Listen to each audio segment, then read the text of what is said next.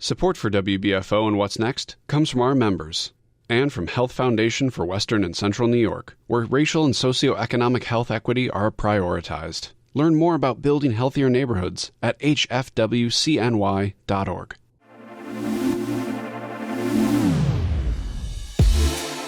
From Buffalo, Toronto Public Media and WBFO, this is What's Next, producer picks of the week. Highlights of the best What's Next episodes heard during the previous week. On today's show, we'll hear segments from all 3 episodes that aired during this week, starting with DEI is paid paternity leave for men. DEI is having breastfeeding stations. DEI is some of the stuff that we do for veterans. We like to reduce it to race, and race is just a small part. Monday's episode with Dr. Kenyani Davis, the Chief Medical Officer at the Community Health Centers of Buffalo. We'll then move on to in several areas of Buffalo, because if you aren't someone with the transportation to go to an area where you can get something better, this is where you have to shop. Yeah. Wednesday's first conversation with Rachel Laster, a dietitian and the owner of Real-Life Dietetics and Consulting. And we'll close with I worked in industry cleaning some of the messes that these people, our forebears, made. It was a chemical cleaning company, and I had to dress up in all this gear to clean these pipes and these tanks, and I knew, I'm sitting here like, I can't work on this. I can't be in this to do this the rest of my life. I just can't do this. Wednesday's second conversation with Jay Carrier, an artist from Niagara Falls. I'm Michael Loss. Thank you for tuning in. First, we revisit Naila Ansari's conversation with Dr. Kenyani Davis, the Chief Medical Officer at the Community Health Centers of Buffalo. The two discuss the impact of federal budget cuts on healthcare equity and the broader implications of federal policies on healthcare access and outcomes, particularly for marginalized communities. Is this where I put that whole disclaimer, this is my medical opinion? Yes. This is where I do this, right? So I can keep my job. No, I think to answer that question, the very first thing is to understand exactly what is Medicaid and what is Medicare. The truth is CMS, which is the Center for Medicare and Medicaid, is the largest purchaser of insurance in America. Everybody thinks that we don't have this socialized system, but the truth is almost over 80% of it is purchased by CMS. So now let's take in, and I believe it was Lyndon B. Johnson who actually put in for Medicaid, and it runs around what we established our government on, which is give us your sick, give us your poor. We'll take care of them. Medicaid is actually a joint venture between the federal government and the state government. So the feds put up money, and then the states match that money, and they put up money as well. And that, in return, that joint venture creates Medicaid. Medicare, however, is fully funded by the federal government. So when you talk about these executive orders and they talk about cutting in CMS and different things like that, they've definitely voiced that they're not going to touch the Medicare part of it. But like I said, whatever day and time it is right now, I could leave the studio and it could be something different. Right.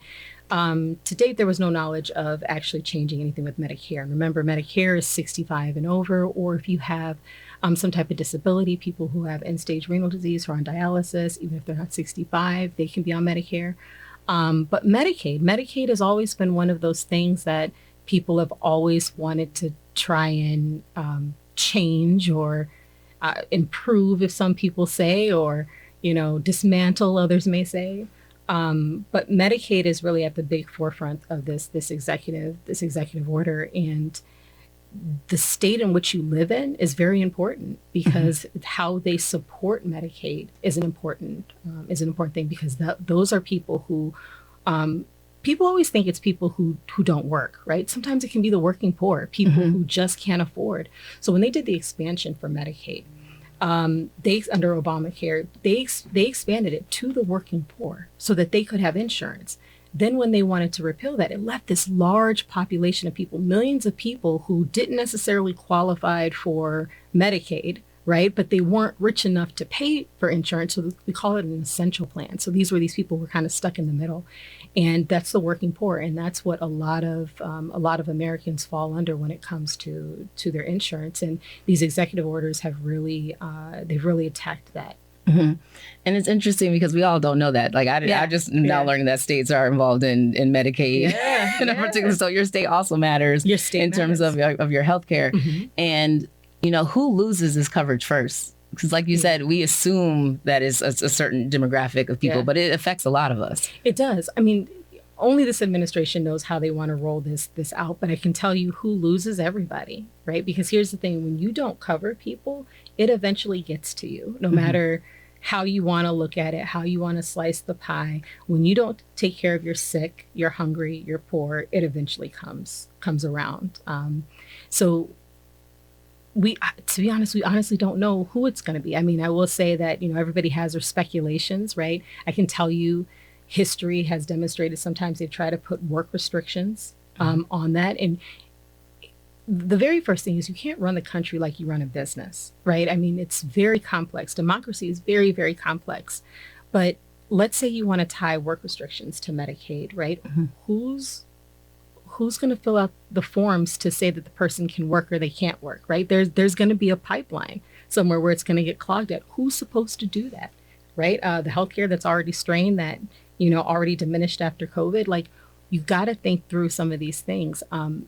But my concern is that honestly, the people who are going to lose, this is the working poor. And I think most people think it's the people who are on the system. No, I think the people who are going to feel it first is the working poor.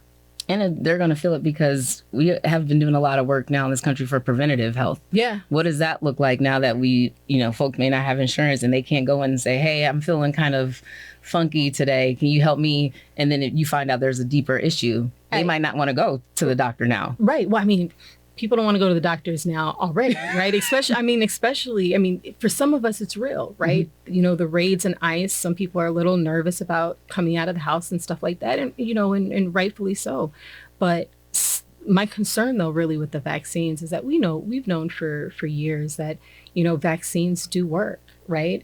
There's a whole generation of physicians who wouldn't even know what polio looked like if it hit them in the face, right?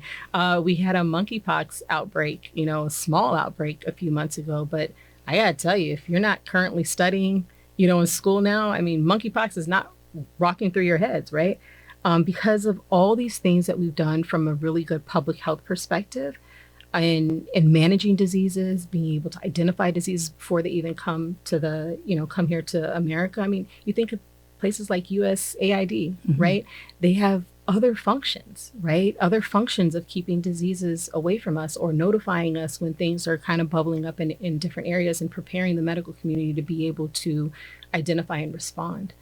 So it goes a lot deeper than I think some people may think from a public health perspective, but vaccines are a big one. Those, I'm not going to say they're going to be taken from you, right? Because I don't know what this administration is going to do. Luckily, we've talked to our vaccine people and they haven't had any communications from, anybody, and they're still going on business as usual, which is always a good thing. But like I said, you don't know. But vaccines, you're getting vaccinated, not necessarily for yourself, but for the person next to you to minimize disease. It's interesting because this affects public health policies. We got RFK Jr. That's now going to be heading up our healthcare systems. And he's been avid that he doesn't really support vaccines, right? And so can you speak a little to that, of the importance of vaccines? And how do we negotiate someone that's supposed to be our leader telling us one thing who's not a physician versus what physicians that have studied this work for a long time? Yeah. Yeah. But, like I said, I can come out of this booth and it could change. But, we as public consumers of goods, we have a powerful voice. The problem with public health is sometimes you don't want to learn the lesson too late, right? And we learned that with COVID, right? We kind of learned the lesson a little too late. But we as consumers of healthcare, right? We can still demand, quality. We still need to demand transparency. And we've gotten all that, but we also need to understand the scientific method, right? We don't have all the answers, but every research article that comes out builds upon the knowledge that we have. But this is why I say it's really important that you have your primary care, doctor and you're having these conversations with them, but you absolutely should be asking, your clinician about your vaccine schedule. Are you up to date with your vaccines? Because remember, you're getting vaccinated for the next person, also to protect yourself as well. But you're getting vaccinated for the next person and hopefully to decrease your severity of your diseases. Because keep in mind, each vaccine does something different. Because that's another thing that happens in my office. They're like, oh, well, I got a flu shot and they gave me the flu. No, it didn't. You had the flu before I gave you the shot, right? But the truth is some just decrease severity of disease. Some prevent you from having disease. Some prevent the duration of having disease. So I think those are very important concepts to understand, because I think people go into them and then they're like, see, well, I'm not going to get it anymore because I got it anyways. Like, that's not how it works. But now more than ever, you really need to start having conversations about your preventative health, because it may be a very different landscape next year. It's so interesting because I think we forget about the whole nation. I think we typically kind of live in our bubble, or vice versa. Some people only focus on the nation and not locally. But what are the consequences that you see for public health equity? That the less fortunate and even the working class will become really sick. And you got to understand that they make up the majority of the people. You're right. We don't live in a globe. And I think this is something that people don't realize, right?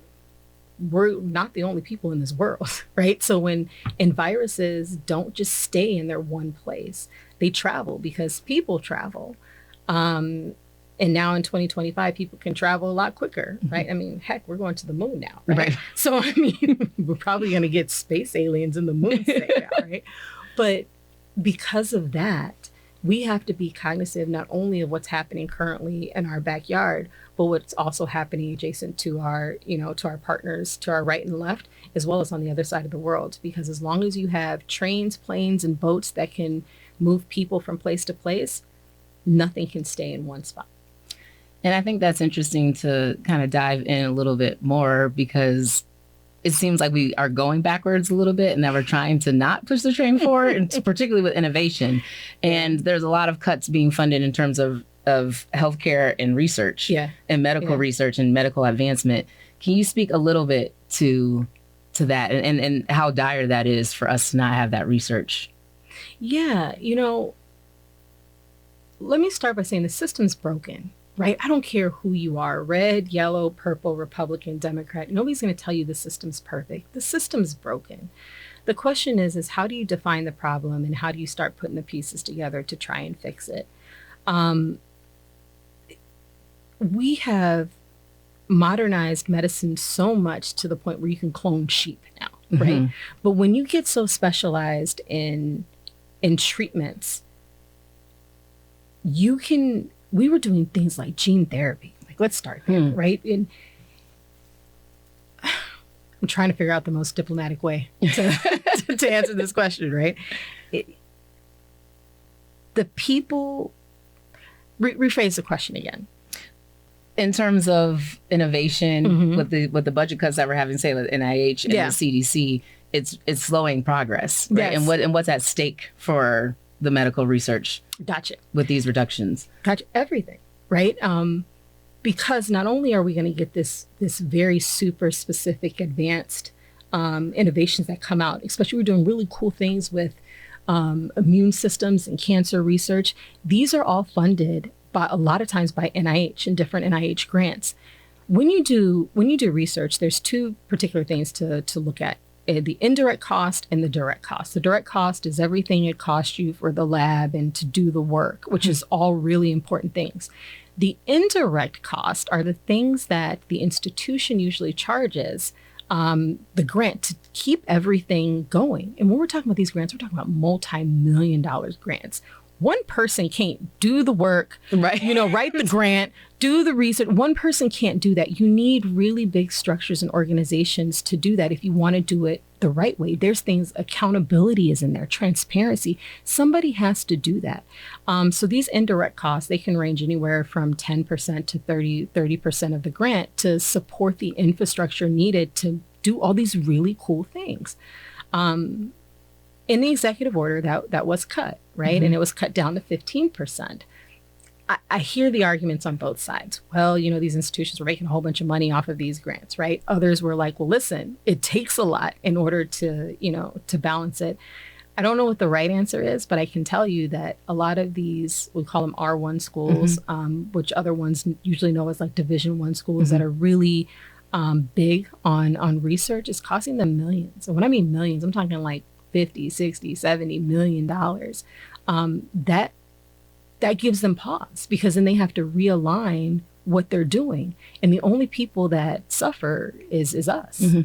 And there was another jig to that too. It's like if any these research grants that were going for that were in review process, no DEI, right? So how do you do research without talking about race and gender and sexuality? Like, how is that possible? If you don't want to tell the whole story, it's possible, right? Because the truth is that when you start looking at, let's take some medications, for instance. Some medications act a little differently in women than they do men, right? Not necessarily because we're all the way different, but we have different sets of hormones, right? So how does one medication work in this one when estrogen is a little higher, or when testosterone is a little higher? Those are very, very important things. And that's more at a micro level. When you come up to a more macro level and you're looking at just outcomes of diseases or outcomes of procedural outcomes, you absolutely want to stratify it. And you want to stratify it because you want to be able to pinpoint where you can improve. So when you remove that out of the equation, so then how do you know where you're supposed to improve? We all think we're doing really good, right? But the Institute of Medicine report that came in, the early 2000s demonstrated that from the cradle to the grave, that in all possible outcomes, African Americans ended up having worse outcomes from the cradle to the grave. So we know that we've got a lot of work to do. So I will say, in all honesty, rolling some of that back is a disservice to progression. But the other part, I gotta say, not to go off topic, but for DEI, everybody likes to reduce it to race. Right? Correct. DEI, it's so much more than race. It's a DEI hire. What the hell does that mean, right? But we do this in America. We reduce everything to race, right? And that's not it. DEI is paid paternity leave for men. DEI is having breastfeeding stations, for breastfeeding mothers. DEI is having a little more time off of work because you just had a child. Like, none of that is racial, right? DEI is some of the stuff that we do for veterans. So we don't care about veterans, right? We like to reduce it to race, and race is just a small part. That was Dr. Kenyani Davis, the Chief Medical Officer at the Community Health Centers of Buffalo. We'll now shift over to a conversation with Rachel Laster, a dietitian, nutritionist, and the owner of Real-Life Dietetics and Consulting. She sits down with Jillian Hanesworth to discuss the tough issue of limited food resources in Black and Brown communities. That doesn't really change as much as you age, but your need for like water would go down as you age a little bit. Your liquid needs, but that doesn't change. So since your protein needs don't change, we really need our elderly members our elderly community members to be aware of that and understand that they need to if they're going to be eating, that since their appetite has dwindled, that they should prioritize things that have protein in it. So, meat, if they must, canned tuna, other types of seafood. We try to ask people to stay away from, what traditionally more cultural dishes as frequently, not at all, but as frequently. African American cultures, we have some dishes that are a little bit more caloric than other things. Yeah, but they're the best ones. No, they can be very delicious, and I'm a dietitian that likes to help people understand that all foods do fit. Yeah. It's just you have to consider volume and quantity and frequency. So I like to work with people and have them understand that they can have these things. It's just they might want to consider how much of it they're having, how often. Thanksgiving is a wonderful meal, but we shouldn't have Thanksgiving dinner 4 days in a row. That's not the greatest way to, have long-term effects of health. I very much am a fan of repurposing food.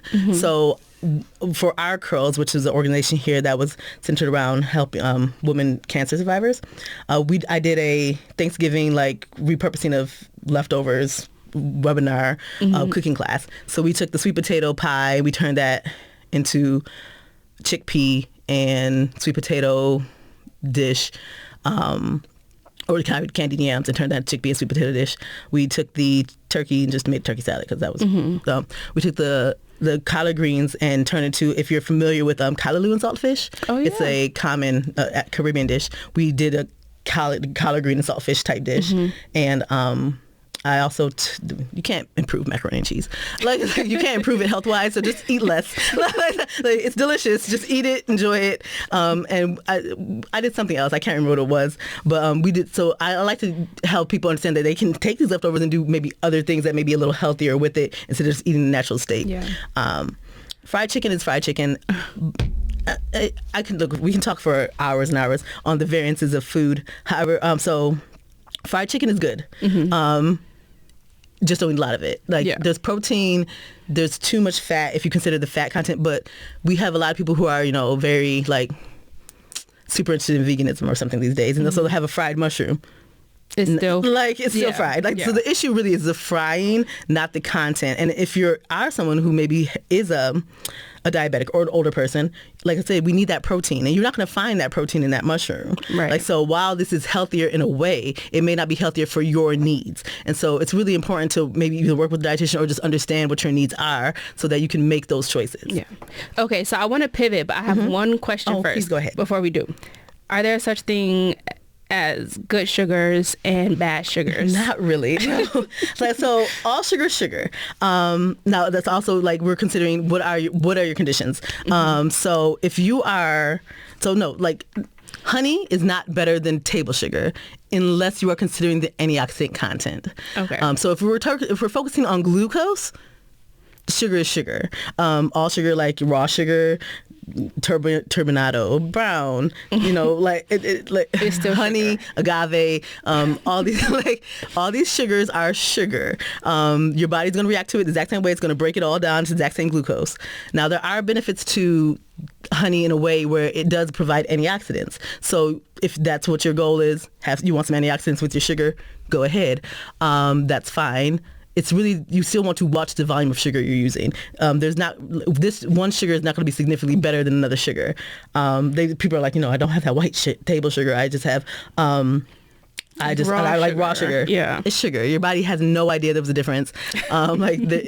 There's no difference. To that point of vegan desserts, I had a friend insist that this vegan cookie was significantly better than another cookie. And I was like, the problem with cookies is not the milk or the egg per se. It would be the sugar content. And so if we're going to have a villain in this situation, it would be the sugar content, and that usually doesn't change. Like Oreos are vegan. I wouldn't call Oreos particularly healthy. Delicious, yes, but not healthy. So you have to consider what we're being marketed in terms of health, and the buzzwords people are using to make you purchase things that really won't be beneficial in the way you may think they would be. So we know that Buffalo is really unique. You are very active in the community in a lot of different ways. You're a part of a lot of different community groups, a lot of community facing work. So in 2022, we know that we had a mass shooting at Tops, the only grocery store in a Black community in the city of Buffalo. And very unfortunate. It caused for a month the grocery store to shut down, which obviously was a lack of resources. I like to use food apartheid and not food desert because a lot of this is systemic and intentional. It's systemic and intentional, very much so, unfortunately. Yeah. So I want to ask first how you felt about the efforts to provide the community, especially 14208, with nutrition and food resources post May 14th. Yes. So I actually have to applaud all the organizations that did come together because the nature of that area, like you said, food desert, food apartheid, there is a big issue around that, especially in several areas of Buffalo, because if you aren't someone with the transportation to go to an area where you can get something better, this is where you have to shop. Yeah. So in terms of the efforts put forward, and that was a lot of, community different organizations like African Heritage Food Co-op, Feed Buffalo, and several others. If I did not mention you, do not charge it to my head, not my heart. There were so many organizations that did reach out and create an ecosystem over there that unfortunately was not getting the attention it deserved prior. Yeah. So the food, the nature of food access in Buffalo isn't great. Yeah. At least to what we call healthy foods, and I'm thinking in particular fresh produce. We have a lot of people here now doing the work. We have so many organizations that are doing the work to help improve that. We have, Buffalo Go Green as well, the organization we mentioned earlier. Providence Farm Collective, MAP. There's so many organizations that are trying to help increase the need, the access to fruits and vegetables in Buffalo. So we have a lot of people doing that work, and that is good. So I'm glad that work is happening. In regards to the shooting and the efforts afterwards, it did sort of, I think, elucidate for a lot of other individuals in the community, though, the need for education around eating healthier, as well as just the lack of access prior. Unfortunately, our communities were very much ignored. So since they were ignored, we had individuals of the mind to do the work prior, they were trying to build a market. Yeah. I love that Truly Rooted Market is where it is over on Fillmore now. That is a beautiful store, as well as Salud over on Main.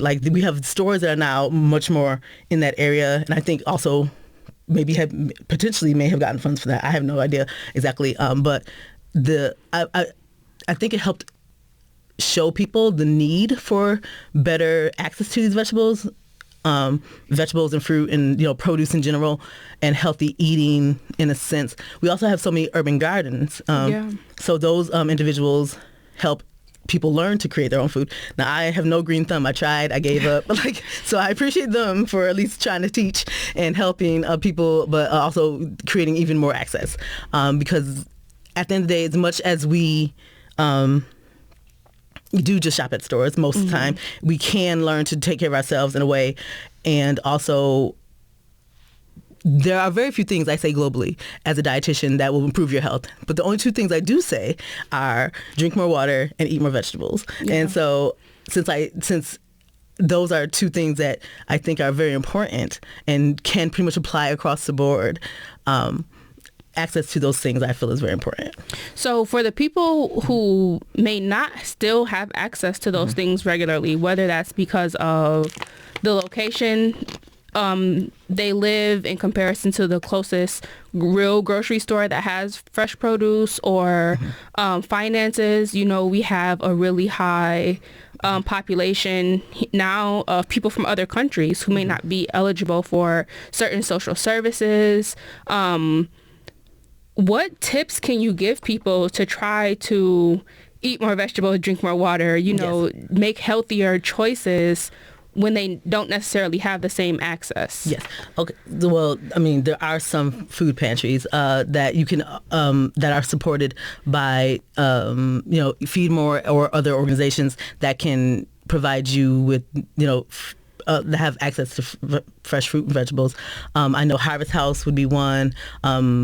Provisions 139, that's over on the west side. They would be some food pantries that you could attend, but if you don't have access to those, because once again, that's still a transportation issue, or at least where you are located issue often. So if you don't have money for food, I imagine you don't have a car. I'm assuming you may. But I would say there's ways to sort of stretch food. Canned food gets vilified, and it is very salty in comparison, but you can the utilization of canned food, you can rinse vegetables off, and then if you rinse them, you can still use them in soups and things of that nature. If you have fresh fruit and vegetables, I would never throw anything away. What you should do is when you see it starting to maybe get less fun, just freeze it. Just because you can turn it into soup. Soup is a very easily stretchable food. Our canned beans are a very good source of protein. Our canned vegetables are still a good source of fiber and minerals and all those things that vegetables provide. Just like I said, the preserving methods are salty. So we do ask that if you are using canned vegetables to try to rinse them like before you utilize them. Frozen vegetables, people often don't.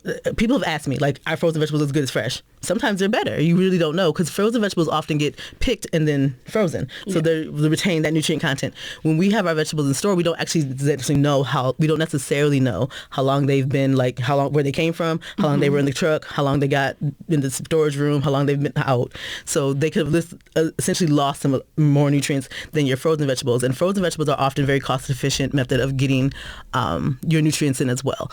So if you can't afford fresh, but we do we have a lot of stores, we have a lot of efforts, a lot of community efforts to help provide people. I know Saturday Academies are doing the free farmers markets. So there's a lot of efforts around in Buffalo that I'm glad people can access. It's just maybe giving more education around where they are, make sure people know that they exist. Yeah, and I think that's important. I think one of the biggest issues when it comes to community awareness is just that when we're such a segregated community, very. Unless you are located near the resource, you may not know it exists at all. You may not know. And so there's probably some more work to be done on that effort to make sure that many years ago, I was like, there needs to be one person in charge of all this to disseminate this information so that people won't be working in silos and people won't be doing at least in nutrition efforts, but to the nature of the work, unfortunately, it's very much grant-led in most cases. And I don't know how you're familiar with grants or not, but it can be it's a lot of duplication of effort because of the nature of the way the work is paid for. Right. And so since there's this one person's doing this over here, but now it's cut off, and now someone else is over here is doing this, and now that's cut off, and now someone over here is doing this. It's very similar, but now that's cut off. And so since the nature of it being grant-led and somewhat confusing, that also I think leads to why people may not be able to know that something's happening. But like I said, we could do some better effort and maybe should make sure that people are aware of the beneficial things to them in the community. Are there any other myths about food and eating that you hear that just grinds your gears when you hear it? The water, the alkaline water. No. You don't need that. So I'm more of I do like to tell people to save money. I'm very big on teaching recipes and doing community classes, and just when I do those classes, I try to give recipes that are firstly affordable, and then lean people away from doing things that aren't to their benefit. So once again, you can pay more for water if you like, or you could just drink water. There's not going to be any actual science that supports alkaline water being better for you. No shade to Dr. Sebi's diet. It's a perfectly fine diet. However, it is not accurate in the science behind why it would be a good diet, and it's much more restrictive than it needs to be, because some of the things he's saying don't eat, you can perfectly well eat and be fine.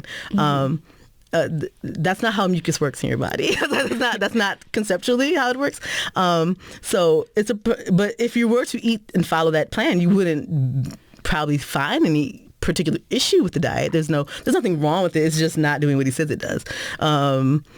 We talk for days. Yeah, I could probably prebiotics. If someone's there's nothing wrong with it. Probiotics are a thing. I would suggest you just buy some yogurt. I wouldn't suggest you pay unless you want to buy something more advanced and you actually know you have a diagnosed issue within your colon that requires more more of a pharmaceutical method of a probiotic. You're probably fine just eating something but like you can find a lot of things in food, right? You can find a lot of things in food. So people talk about prebiotics now, which is just a fancy word for fiber. You don't need to purchase those. So if you're seeing something marketing that to you, you don't need to buy that. You can just eat more fruits and vegetables, whole grains, and you will get more prebiotics in your diet. It's really just truly a fancy word for fiber. So we don't need to do a lot of things. Really, anything that says keto, just about on it, unless you are someone diabetic and in need of a lower carbohydrate item, you probably don't need to buy that. However, if you're someone that does want to increase their fiber intake, those breads and those type of products are often higher in lower in carbohydrate and higher in fiber. So you have to look at your labels. Nutrition label reading is super important, and a lot of people just don't do it. And that's where your source of truth, in a sense, is going to be. Now, it can be off by about 20% in either direction legally. So, but in most cases, that's just for the sake of, and that's mostly the case of restaurants. Because, if you're scooping food onto something, you can't really measure that fully and know exactly what's in there. But in terms of what you're seeing in the market, that number and those things that's regulated, that in a sense. It's important to read your labels because that'll give you what's in your food. And so it gives you that much more information. You know your protein content, you know your fat content is, and you know what your carbohydrate content will be, and protein. And so these things are all important to know, especially if you're trying to do that tracking, especially if you're trying to just do to meet your needs. And that's important for people to do and know. To that point, I feel like there's some things I should say that people should know. So in terms of water intake, I've noticed that some people don't drink enough water. And this is a lot of people, not just some, a lot of people don't drink the right amount. They drink some water, and they're like, I've had this 1 16-ounce bottle a day. That's not sufficient. You need a minimum 4 16-ounce bottles a day, unless you're, like I said, older. But so you need 64 ounces or so of water a day minimum. And then more than that's good. You don't necessarily need that gallon. Now, that's a lot. That's about 2. That's okay. That's more than you would need. But I do like to help people, to the point, drink more water, eat more vegetables. To that point as well. So we as dietitians support this thing called, propose, our government thing, My Plate. So we ask people to eat about half a plate of vegetables and fruits, non-starchy. So, and then about a quarter of their plate be carbohydrates, so rice, pasta, starchier vegetables like potatoes, corn, things of that nature, and 1/4 of our plate be protein. About any 3 to 4 ounce item of protein would be about 20 grams of protein. So we say, and by protein we prefer lean proteins like chicken breast, turkey, just about any seafood. Seafoods are going to be a much lower fat way to get to the same protein goal or protein amount than our meat sources. But if you can't eat any of those or choose not to eat any of those, you can always do things like beans, lentils, tofu if you're interested in learning to cook that, because a lot of people aren't as familiar with tofu. But those are all plant-based sources of the same protein. Yeah. Well, thank you. I just learned so much. I've been doing it wrong, guys. I gotta go home and adjust. But I really appreciate having you, and I hope that we can have you back at some point, because totally. I think these conversations are so crucial in our communities. Before we leave, for people who want your services, who want to learn more, who want to sit down and figure out what they need specifically, how can they find you? They can find me at Real-Life Dietetics, reallifedietconsulting.com, or at they could just give me a call at 716-812-1577. That was Rachel Laster, a dietitian, nutritionist, and the owner of Real-Life Dietetics and Consulting. We'll close out today's show with a conversation Jay Moran had with Jay Carrier, an artist in Niagara Falls. They discuss his latest exhibition, Niagara, It's Great to Be Here, which is on display at the Buffalo Art Studio through April 5th. Today on What's Next, more of my conversation with artist Jay Carrier. Born on the Six Nations of the Grand River Reserve, Jay Carrier has lived most of his life in Niagara Falls. Now, 61 years old, his massive body of mostly abstract work is gaining attention. My actual real name was a given name from my father, and it's Hubert Carrier. Hubert Carrier. Oh, okay. That's how you kind of pronounce it in French. But everybody called me Jay when I was very young because nobody liked my father. So my grandfather titled me JR. It was Junior. And everybody caught on to it just as Jay. But some of my brothers and stuff, they'll call me Hugh or Hubert. And but most of my friends and everything call me Jay. And let's be honest, the name Jay is outstanding. It flows just a little bit better. That's actually my given name in the Longhouse. I'll print it up here. Yeah. Yeah. And that's my given name in the Longhouse. Dagahatwe. He paddles his canoe, and that's an Onondaga. That was given from my clan mother. My grandmother was the clan mother of our nation, the Wolf clan.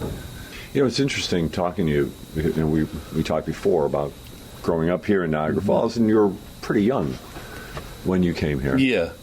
Yeah, 3.5. Yeah. So okay, so yet you carry your native heritage with you. Oh, absolutely. Well, my mother made sure that would happen. Yeah. She was a faith keeper in our nation. She was going to be a clan mother. She wasn't. Her sister was, but she was a very valuable source of, they call it the old ways, and the old ways were the longhouse ways. And she knew all the ceremonies and everything. So she was teaching people the languages. She knew, I believe, 4 languages out of the 6 nations.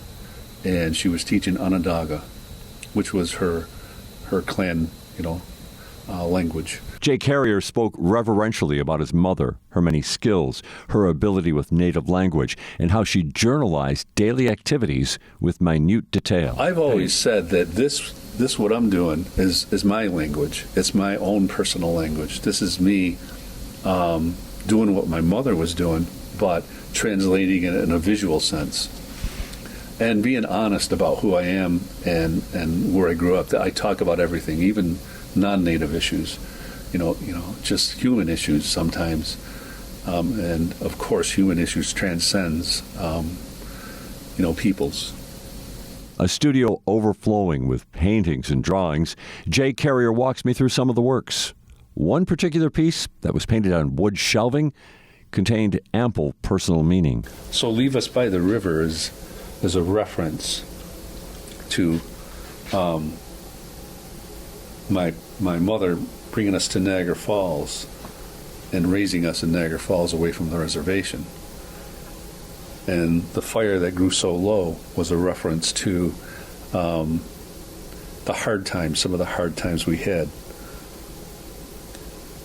The reason why we moved here, so we move, because our father was being abusive to our mother, and she wanted to not raise her children in that environment, so we moved. So this was a piece, a kind of somber piece that said we had to move away from this person, and we moved by the river of Niagara Falls, and it wasn't a good experience, the fire that grew so low. That's just a piece of the story. Sure. You could see I was fairly prolific. Yes. I'm just sorting through some of these drawings, and I think I'm about a quarter of the way through, and I'm trying to archive them because this gallery in New York told me you better start taking care of your work because it's relevant. Everything that you make is relevant because of the stage it's going on. So I started putting them in these plastic archival sleeves, and I've already done 160. I think I'm about a quarter of the way through my drawings. Just drawings? Just drawings. Not the many paintings that I see about here on the walls and leaning up on the walls. Not the drawings. Yeah. And a lot of the work I've made throughout the last 20 years, I would say half of it wasn't even shown, because a lot of the work I make in here, I'll put back there, and it doesn't see the light of day. It just goes back in that whatever. That's why I have so much work. I didn't have time to pursue that second part of being an artist as far as promoting it, selling it. And I'm not saying that I didn't do shows. I did shows along the way, but it wasn't at it wasn't my occupation, so to speak. I worked in industry in Niagara Falls for the last 25 years, and I finally retired. Before he retired, Jay Carrier worked in the chemical industry, giving him a keen understanding of the realities of what was being produced, its environmental impact, and how the many industrial facilities provided jobs to the people of Niagara Falls. Even when he was working, Jay Carrier would spend as much time as he could in his studio, painting and creating. Saving most of the work may prove of great value as outside interest grows. Jay Carrier's work was recently shown in New York City at the 47th Canal Gallery, and another exhibition has been showing in recent weeks at the Buffalo Art Studio. It's about the Niagara River and my interpretation of the Niagara River. Niagara, It's Great to Be Here was the original small painting. I think it was 24 by 24. It was a smaller piece. Was a self-portrait of me. I worked in industry cleaning some of the messes that these people, our forebears, made. It was a chemical cleaning company, and I had to dress up in all this gear to clean these pipes and these tanks and whatnot. That was my job. And I knew, I'm sitting here like, I can't work on this. I can't be in this, to do this the rest of my life. I just can't do this. And ironically, my wife and I were going down the Robert Moses Parkway, and I realized what was in this plant. I'm not going to name the plant. Sure. I realized what was in this plant because I was intimately involved in cleaning some of the places up around it. And it said, there was this big sign on the side of this tank that held some kind of chemical in it. And it said, Niagara, it's great to be here. And I think, how freaking ironic is that? Oh. Niagara, it's great to be here. You polluted out half of Niagara Falls. Your company, because you inherited that, doesn't mean it's it's still your responsibility and liability. But we know you didn't do it, but you're still responsible for that contamination, Love Canal, and et cetera, et cetera, et cetera. There's other places in Niagara Falls that were their responsibility. Right. And I thought, how ironic. And I made that painting right after that. And I said, that's incredible that's how they think. That's how they're trying to bamboozle people, thinking that they're doing a good thing. But on the flip side of that, this company employed hundreds of people that raised their families in and around Niagara Falls to sustain their life. They were raising people from these wages in these plants. And when that was taken away, them families moved out of here from Love Canal and from the Niagara Falls area. And I thought, so it works both ways. Yeah. But then I worked in a chlor-alkali place over here on Buffalo Avenue. And, there was still a lot of talk about these chemical factories. And I know personally that they didn't pollute because of the EPA. I knew personally because if they did, I wouldn't have worked there that long. I worked 21 years. And I come to see the hypocrisy in what people deem as chemicals, because the floors we walk on, the shoes we wear, the foods that we eat, them chemicals that we make are all of that, and it's all about you. So that's hypocrisy. You rely on the clean water that we drink. You rely on so many things that these chemicals are in, and you don't realize it. That's why they make these chemicals, for the cleanliness of our waterways, the cleanliness of your dish soaps, your everything, laundry detergents, you name it. It's made here, but you just don't know it in its raw form, that it's in these chemicals that you use every day. And then the other paintings that ended up at the Buffalo Art Studio, I mean, did they fall into that theme, or again, are you leaving it to the curator to follow? Well, it weaves in and out of that. It weaves. It's not because the whole show wasn't directly geared towards that idea of the politicalness of the chemicals that exists within our waterways and environment. The idea was that the person that made these pieces lived in the history that you're talking about, intimately in the environment, in the social sphere, the place that you're talking about. This wasn't just on paper. This was a person living through that. So I knew both sides of this. I knew the political side of the Love Canal mess. I knew the cleanup side. So I knew intimately what these plants were and what they did and what we were doing. and we inherited all this stuff. I knew the other side of this, where there's a plant in Niagara Falls that I work for that actually were stewards of our environment, and it's a chemical plant. And I said to myself, if you only knew, the beauty of what they did. They cleaned up this place, because of the EPA regulations, of course, but they held to their word that they were not going to pollute Niagara waterways out. And so that would allowed me, the idea that I could continue working for you, because I wouldn't have worked for them if we were doing stuff like that. I would never want to be on the other end of that, the other side of that. I think you may have kind of answered my final question about the Buffalo Art Studio show. Mm-hmm. When people come to see it, what do you want them, how should they approach it? I mean, I know everybody has their own way of doing it, but it sounds like, as you mentioned, mm-hmm. you've got a history inside these paintings that it seems like it should be known as a viewer's taking a glance at it. Yeah, it works on many levels, because, as I said, I grew up in Niagara Falls. I had a great upbringing, and I knew intimately the rivers. I swam in them, I fished in them. I enjoyed the camaraderie that many of the local people I grew up with enjoyed the rivers, as I did. I looked at it as a place of sanctity, the Niagara Gorge specifically. I looked at it as a place of healing, and I looked at it as a place of enrichment to the whole society that Niagara Falls exists in. It's just that nobody wants to tap into it. And I'm glad they don't, because they leave it alone for the most part, meaning the Niagara Gorge specifically.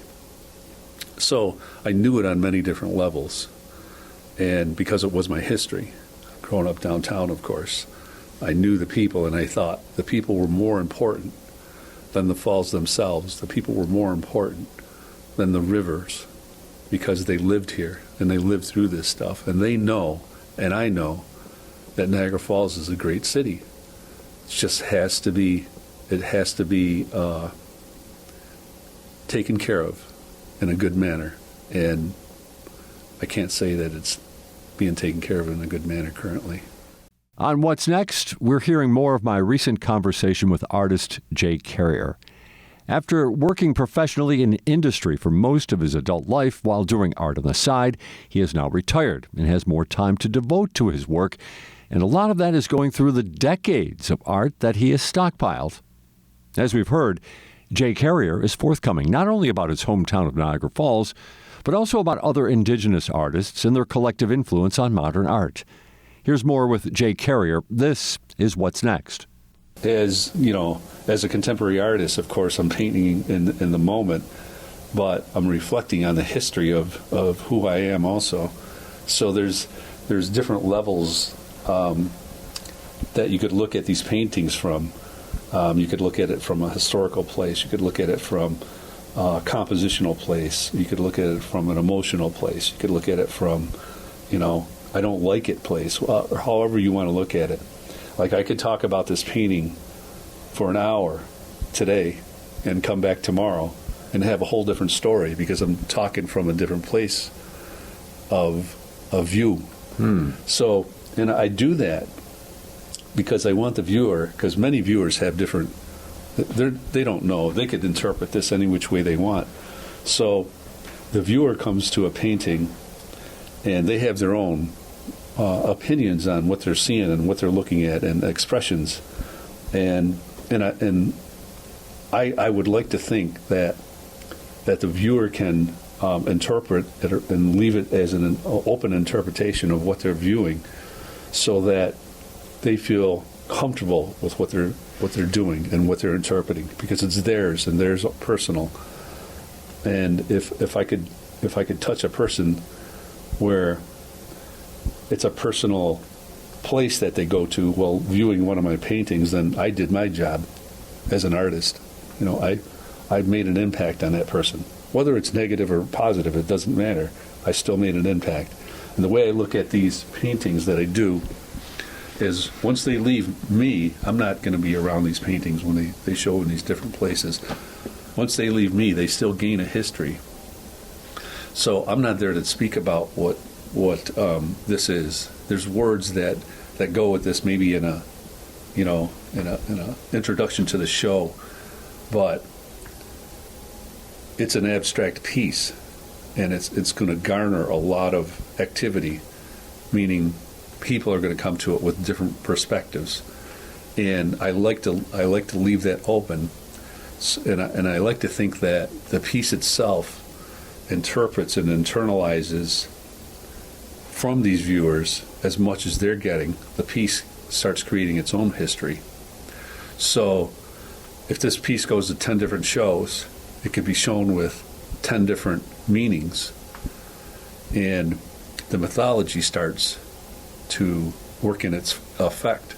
I want to return to a conversation we had off mic before, and I thought it was curious. And we were talking about how indigenous artists, there seems to be, the world of art seems to be opening up in recent times. Mm-hmm. Art isn't new to indigenous people, but that world of art that is in galleries and in museums seems to be really opening up and connecting with well, I think the whole thing with climate change, I think climate change has cued everybody that, this stuff that we're living in is not permanent, and that we have to maintain and take care of, the natural beauties that we're surrounded by, or we might not have them. Hopefully we will in generations and generations. But the way things are going now in the political climate, we might not have that too much longer. So I think because of that idea that Native people were inherently kind of the custodians of this philosophy of natural beauty, I think it came to more light, especially in the spheres of art. I think that's what happened. And then finally, I think you dated yourself 61 years old. Yeah. Do you feel like you can be doing this for decades to come? I'm not sure. Yeah. I hope so. I hope one of my last days that I exist is in a studio painting. I hope that happens, yeah. I'll forever be doing this. I've done it since I was a little boy, making drawings out of comic book characters in a closet when I was 4 or 5 years old. I remember that, and I have drawings from that. So I hope that, as far back as my memory goes, and as blessed as I was since then, that I could continue doing it right to my my final days. And it seems, I'm following up with my final question with another question, of course, but it seems to me you're very intuitive, that if the moment comes to you and you follow it, and you've even told me, like, this particular painting here may have been in 5 or 6 different sessions putting it together. Mm-hmm. But are there areas that you want to explore, that you intentionally want to continue to move toward? Well, what I don't want to do, I could tell you what I don't want to do. I don't want to be pigeonholed into some kind of genre of painting. I don't want to be considered this or that kind of painter. So I leave it open to interpretation. Whether it goes on in my historical legacy, one of these days it'll be that I wasn't just an indigenous Native American artist, that I was a great artist that was an American. Jay Carrier, thanks for your time. Mm-hmm. Thank you. It was great. We've been listening to more of my recent conversation with artist Jay Carrier, conducted in his studio in Niagara Falls. Jay Carrier's work is on display right now at an exhibition. Niagara, it's great to be here at the Buffalo Art Studio at the Tri-Main Center. And that will do it for Producer's Picks of the Week. We thank our guests, Dr. Kenyani Davis, Rachel Laster, and Jay Carrier. If you miss anything, or just want to hear it again, you can get this program as a podcast wherever you get your podcasts. including the full individual episodes aired in today's compilation. Each episode is also online at WBFO.org. I'm Michael Loss. Thank you for listening.